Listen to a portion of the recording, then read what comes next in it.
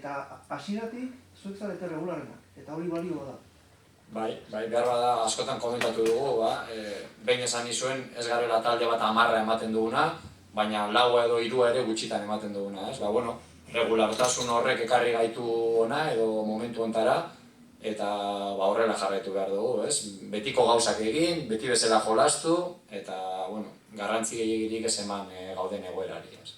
Lehenengo tokian egotea burua estutzea baino gehiago pizgarria izan daiteke, ez? Irakurketa hori da, esan nahi zut ekipoak hori argi dauka. Pizgarria izan behar duela eta ez bihartik aurrera defendatu behar dela baizik eta hobetzeko aurrera jarraitzeko pizgarri bat. Hori da, motivazio bat, ez?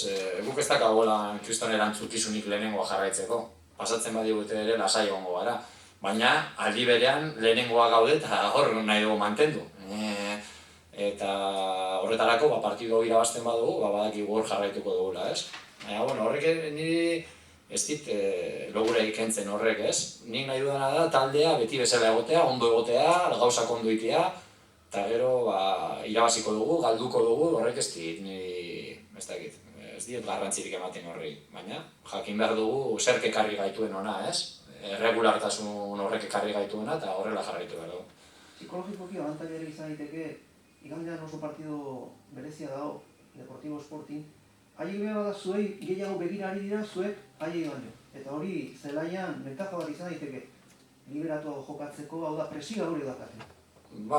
Presioa beti egoten da hemen, guk ere badaukagu presioa, baina hemen bigarren mailan partidua jokatzen duzunean, beti nahi duzu irabazi eta hori, baina guk ez dugu begiratuko beste partiduei, ez dugu inoiz egiten hori, eta gure maila eman behar dugu, gure partidua saiatu irabazten, beti esaten dizuetan bezala serio egon, ondo defendidu, eta hortik aurrera baditugu jokalariak erason ere gauzak egite dituztenak. Eta nik Sporting eta Deporren partidu hori ez dut ikusiko, eta ez da, berdin zait partidu hori, gure egin behar du. Biharko aurkariari buruz, talde polita da, aloia ondo jokatzen du, talde horien aurka ondo moldatzen zarete zuek, aurkari bezala. Bai, momentuz bai, baina beste talde gogorragoen kontra ere ondo aritu gara. Ez dakit, da talde bat baloiakin nahiko errez ibiltzen dana, zelai erdian batez ere Longas eta Zierkoles eta jokalari oso onak ditu, Koiantes, Bandan, Azkarra, Anibal aurrean, baditu jokalariak Tamudo bera ere hor dago, mailarako jokalari onak ditu, ez? Behar bada azkenengo partidutan gol asko jaso dituzte, baina esaten dizudan bezala izan da baita ere talde irregular bat, bolada honean, emaitzak atera ditun eta puntu desente ditu. Orduan, partidu zaila izango da. Jokalari berri bat egitxe da honetan, ze elaborazio? Beste portero bat behar gendun, bi porterokin oso arriskutsua da, ez? Ez oso gertatzen bada, arrisku handia da.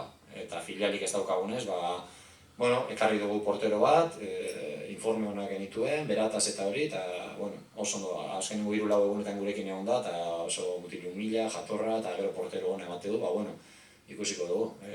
Momentuz, konfiantza handia daukagu Xabi eta Txustarengan, eta berak bere tokia irabazi beharko du.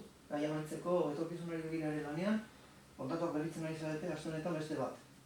Bai, eta gainera nik esango nuke, berritut ez, Kijerak, Kapak, dia jokalari batzuk ez daudena jokatzen, eta horrek ere asko esaten du klubaren alde batetik, eta jokalarien alde ere bai. Dia jokalari batzuk ez dutena parte hartzen astero, baina parte hartzen dutenean oso maila altua ematen dutena, eta gero eguneroko lanean ere maila oso altu ematen dutenak, eta azkenean hori guretzat oso garrantzitsua da, ez bakarrik niretzat klubarentzat ere bai, eta beraiek irabazi dute hori, eta sari hori, eta ni ere pozik nago renobatu dutenako. Vale, oso ondo.